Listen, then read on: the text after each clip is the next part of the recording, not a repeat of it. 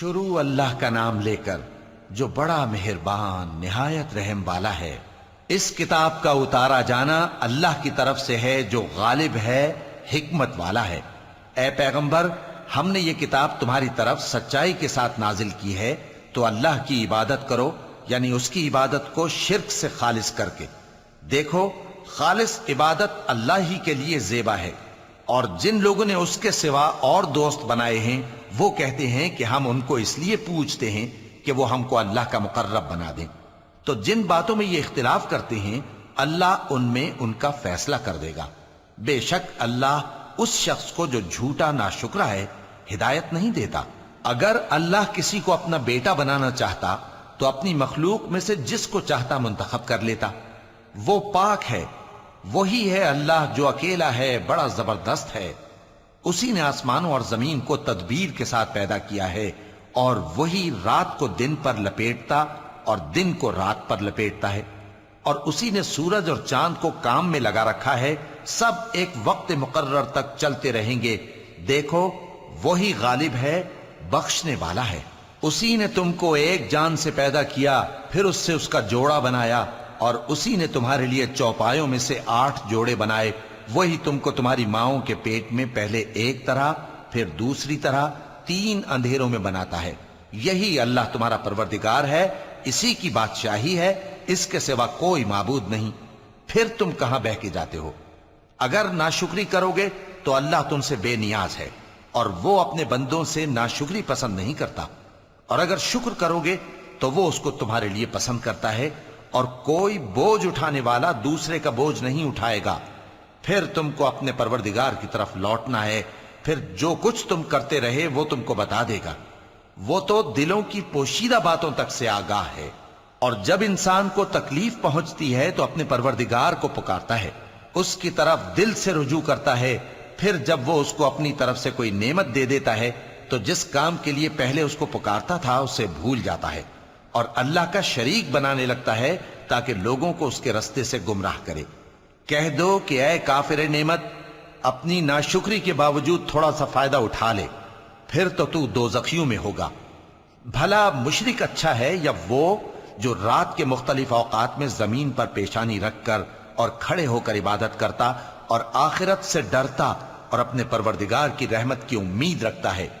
کہو، بھلا جو لوگ علم رکھتے ہیں اور جو علم نہیں رکھتے، کیا دونوں برابر ہو سکتے ہیں؟ پس نصیحت تو وہی حاصل کرتے ہیں جو عقل مند ہیں۔ اے نبی، میرا پیغام سنا دو۔ اے میرے بندو جو ایمان لائے ہو، اپنے پروردگار سے ڈرو۔ جن لوگوں نے اس دنیا میں نیکی کی ان کے لیے بھلائی ہے، اور اللہ کی زمین کشادہ ہے۔ جو صبر کرنے والے ہیں ان کو بے حساب ثواب ملے گا۔ کہہ دو کہ مجھ سے ارشاد ہوا ہے کہ اللہ کی عبادت کو خالص کر کے اس کی بندگی کروں، اور یہ بھی ارشاد ہوا ہے کہ سب سے پہلے میں فرما بردار بن جاؤں۔ کہہ دو کہ اگر میں اپنے پروردگار کا حکم نہ مانوں تو مجھے بڑے دن کے عذاب سے ڈر لگتا ہے۔ کہہ دو کہ میں اپنے دین کو شرک سے خالص کر کے اللہ ہی کی عبادت کرتا ہوں، اب تم اس کے سوا جس کی چاہو پرستش کرو۔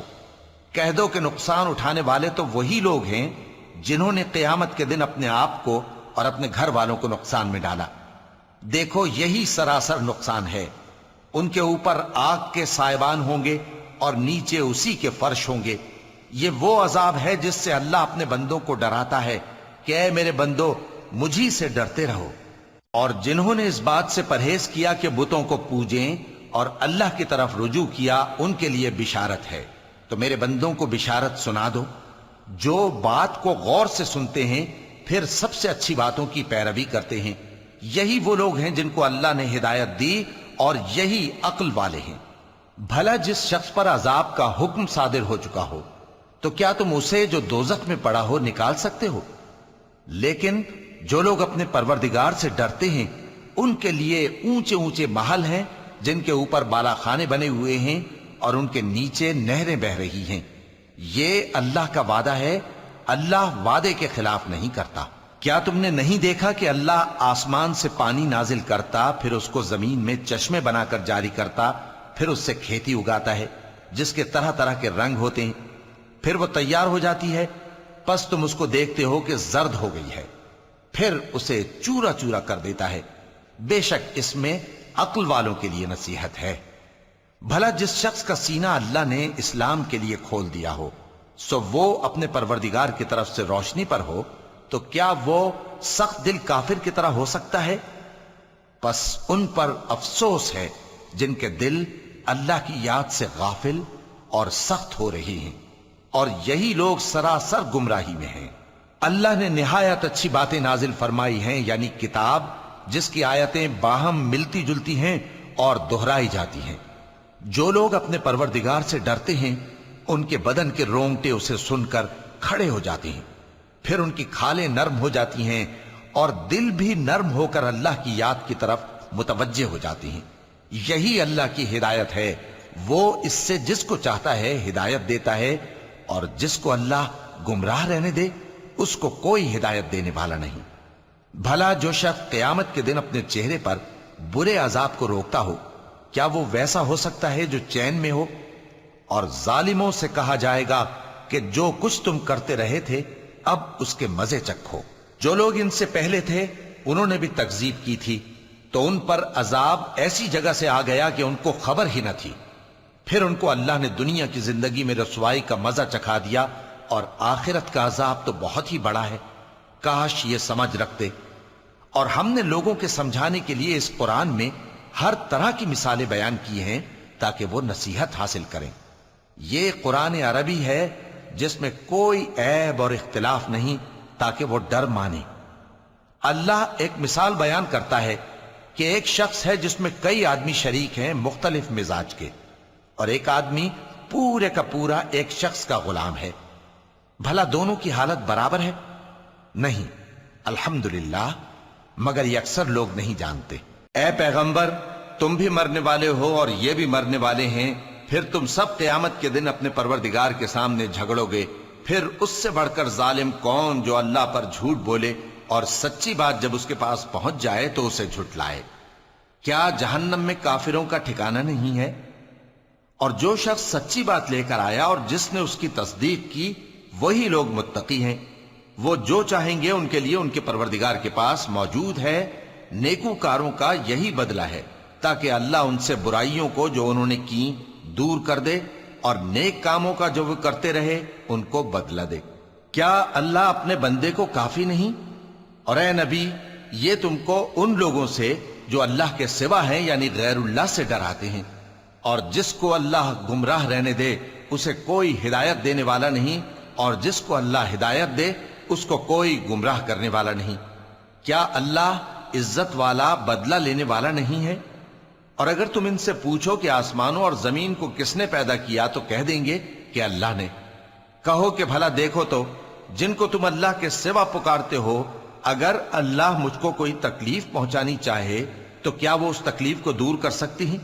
یا اگر وہ مجھ پر مہربانی کرنا چاہے تو کیا وہ اس کی مہربانی کو روک سکتے ہیں؟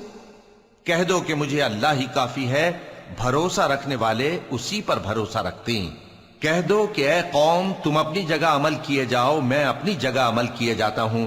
ان قریب تم کو معلوم ہو جائے گا کہ کس پر عذاب آتا ہے جو اسے رسوا کرے گا، اور کس پر ہمیشہ کا عذاب نازل ہوتا ہے۔ ہم نے تم پر یہ کتاب لوگوں کی ہدایت کے لیے سچائی کے ساتھ نازل کی ہے، تو جو شخص ہدایت پاتا ہے تو اپنے بھلے کے لیے، اور جو گمراہ ہوتا ہے تو گمراہی سے اپنا ہی نقصان کرتا ہے۔ اور اے پیغمبر، تم ان کے ذمہ دار نہیں ہو۔ اللہ لوگوں کے مرنے کے وقت ان کی روحیں قبض کر لیتا ہے، اور جو مرے نہیں ان کی روحیں سوتے میں قبض کر لیتا ہے۔ پھر جن پر موت کا حکم کر چکتا ہے ان کو روک رکھتا ہے، اور باقی روحوں کو ایک وقت مقرر تک کے لیے چھوڑ دیتا ہے۔ جو لوگ غور و فکر کرتے ہیں ان کے لیے اس میں نشانیاں ہیں۔ کیا انہوں نے اللہ کے سوا اور سفارشی بنا لیے ہیں؟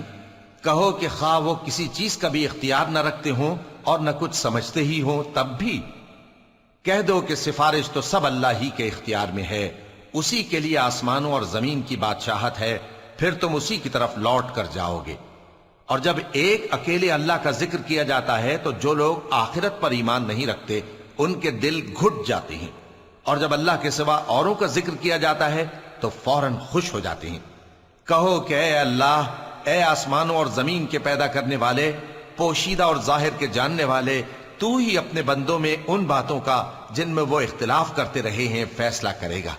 اور اگر ظالموں کے پاس وہ سب مال و متاع ہو جو زمین میں ہے اور اس کے ساتھ اسی قدر اور ہو تو قیامت کے روز برے عذاب سے رہائی پانے کے بدلے میں دے ڈالیں، اور ان پر اللہ کی طرف سے وہ امر ظاہر ہو جائے گا جس کا ان کو خیال بھی نہ تھا، اور ان کے اعمال کی برائیاں ان پر ظاہر ہو جائیں گی، اور جس عذاب کی وہ ہنسی اڑاتے تھے وہ ان کو آ گھیرے گا۔